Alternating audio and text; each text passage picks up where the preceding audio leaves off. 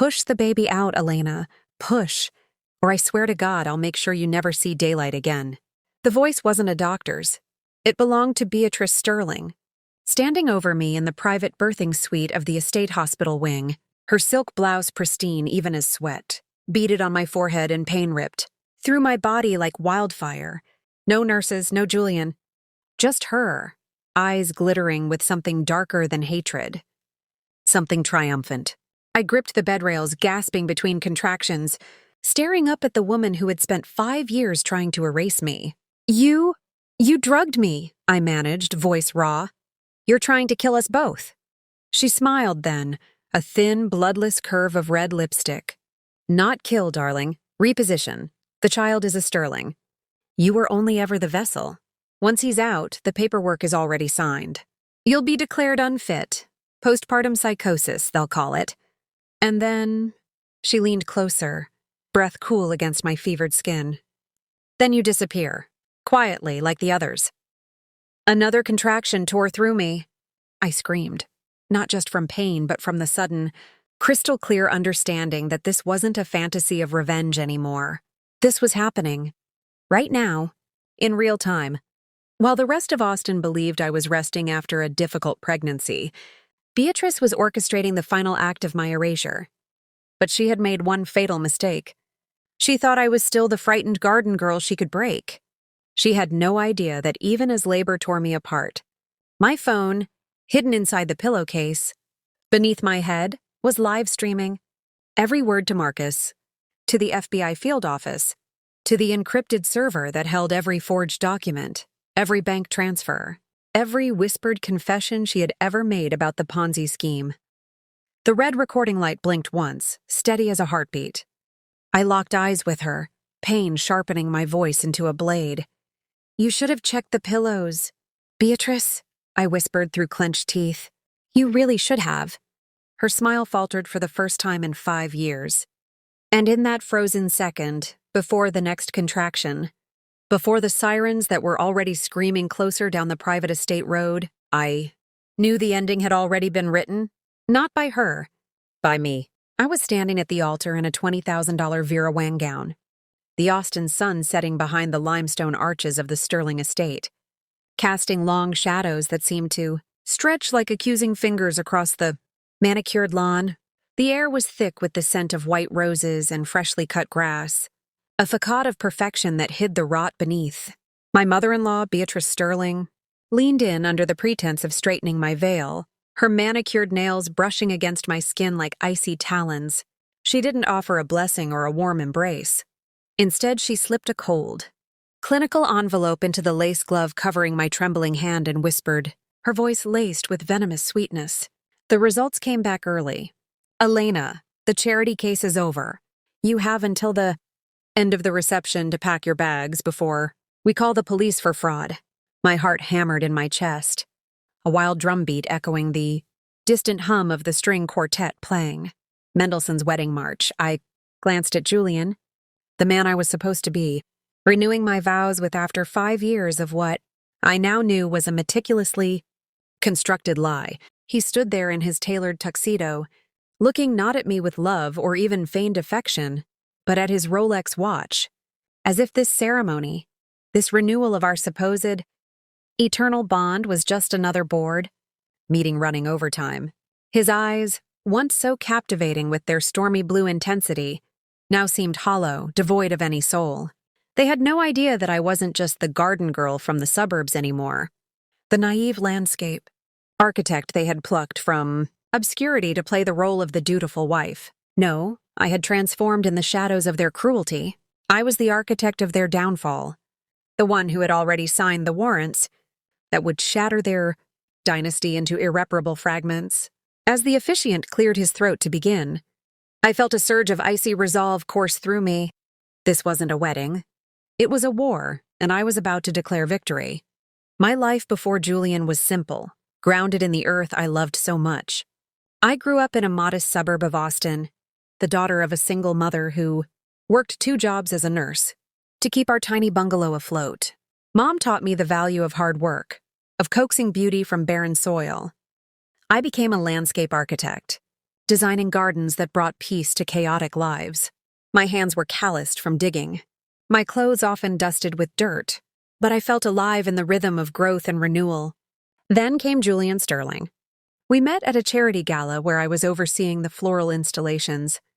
He was charisma personified, tall, with chiseled features and a smile that could disarm a room. "You're not like the other women here," he said, his voice smooth as aged whiskey. "You create something real." I fell hard, blinded by the fairy tale of a rags-to-riches romance. We married in a whirlwind, and suddenly, I was thrust into the opulent world of the Sterlings. The Sterling family wasn't just rich.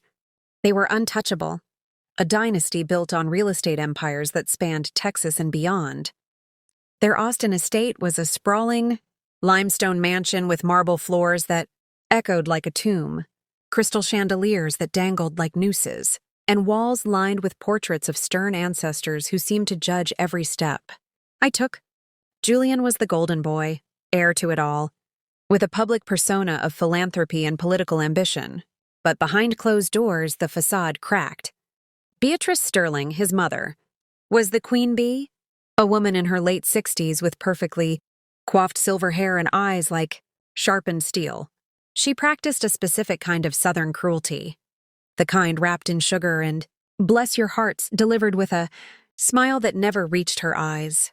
From the moment I stepped into their world, she treated my presence like a persistent stain on a pristine white rug, something to be scrubbed away with passive-aggressive precision. It started small, those microaggressions that chipped away at my self-worth like water-eroding stone. At our first Thanksgiving, amid the aroma of roasted turkey and pecan pie, Beatrice seated me at the children's table in the corner of the grand dining room. "Oh, darling Elena," she cooed, her voice dripping with false sympathy. "You wouldn't want to embarrass yourself with the adults. You don't even know the difference between a salad fork and a fish fork. Bless your heart." The relatives chuckled politely, their eyes averted, while Julian squeezed my hand under the table, not in solidarity, but in warning to stay silent. I swallowed the humiliation, telling myself it was just nerves, that she'd warm up to me. But it escalated. Julian insisted I quit my landscape architecture firm shortly after the wedding. "The Sterling wife doesn't work for a salary." "Elena," he said one evening in our lavish bedroom, his tone brooking no argument, "you represent the brand now. Focus on charity luncheons and looking the part." He handed me a black credit card, embossed with the family crest, but every purchase from a simple latte at a local cafe to a pair of sensible shoes triggered a notification on Beatrice's phone. She'd call within minutes, her voice saccharine. "Elena, dear, do you really need another pair of those practical shoes? We have standards, you know." The isolation deepened. I missed the feel of soil under my nails, the satisfaction of designing spaces that healed. Instead, I wandered the estate like a ghost, my days filled with empty teas and forced smiles at social events where I was paraded as the charming outsider who had tamed Julian. But the real torment came with the shadow of Clara DuPont. Clara was the woman Julian should have married. According to Beatrice, a pedigreed socialite from old money, with flawless porcelain skin and a laugh like tinkling crystal. Beatrice invited her to intimate family dinners under the guise of old friendships, while I was conveniently sidelined.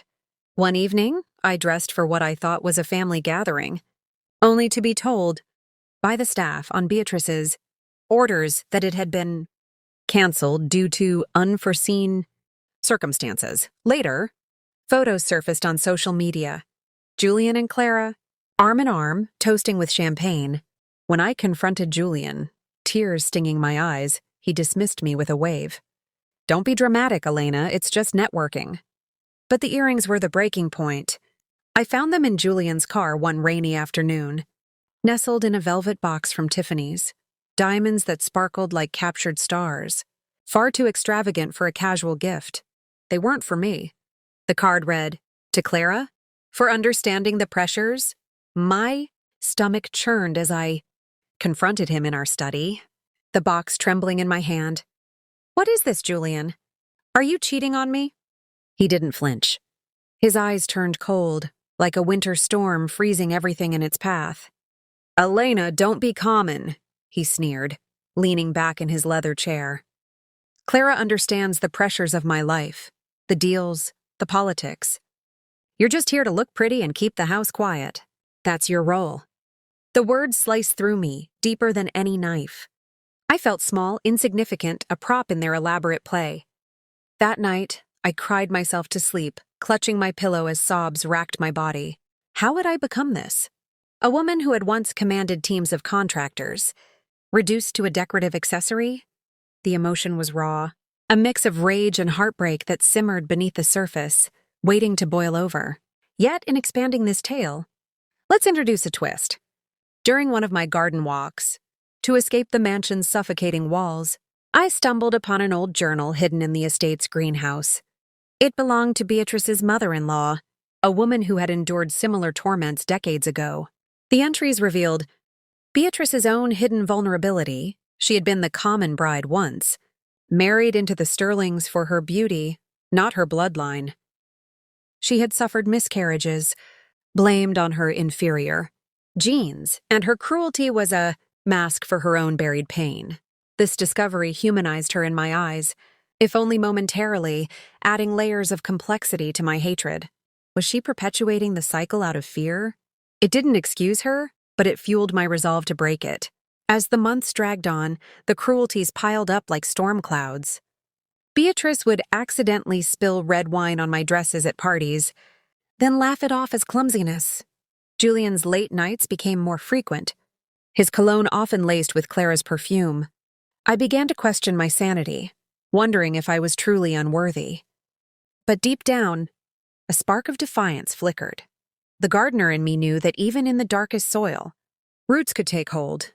When the pregnancy test turned blue, staring back at me from the marble bathroom counter, a wave of conflicting emotions crashed over me, joy mingled with terror. I had always dreamed of motherhood, of nurturing life like I nurtured gardens. This baby, I thought naively, would be my shield, my ticket to true belonging in the Sterling fold. How wrong I was. I announced it at dinner that evening, my voice quivering with hope. Julian's reaction was tepid, a forced smile and a pat on the hand. Beatrice, however, lit up, not with grandmotherly warmth, but with a predatory gleam. An heir at last, she purred, her eyes scanning my body like an appraiser valuing an asset. We'll handle everything, dear. Handling everything meant stripping me of autonomy. Beatrice fired my trusted OBGYN, a kind woman from my old neighborhood, and replaced her with Dr. Harlan Voss, a family specialist whose loyalty was bought and paid for. Voss prescribed a strict Sterling Air diet.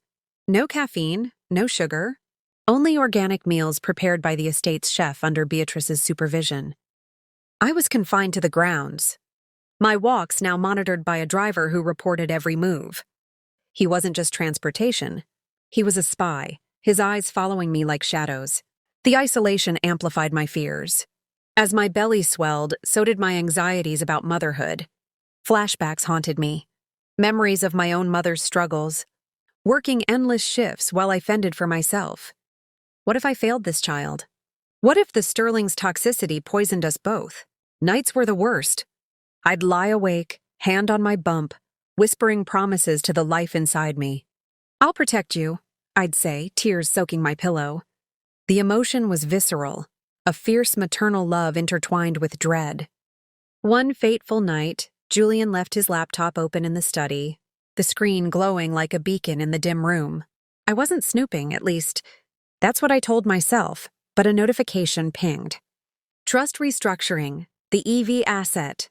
Curiosity overrode caution. I clicked and the world tilted. It wasn't a college fund or a loving gesture. It was a chilling legal roadmap titled Post-Birth Separation. Agreement. Pages detailed a plan to accuse me of postpartum instability, using Dr. Voss to testify about fabricated episodes.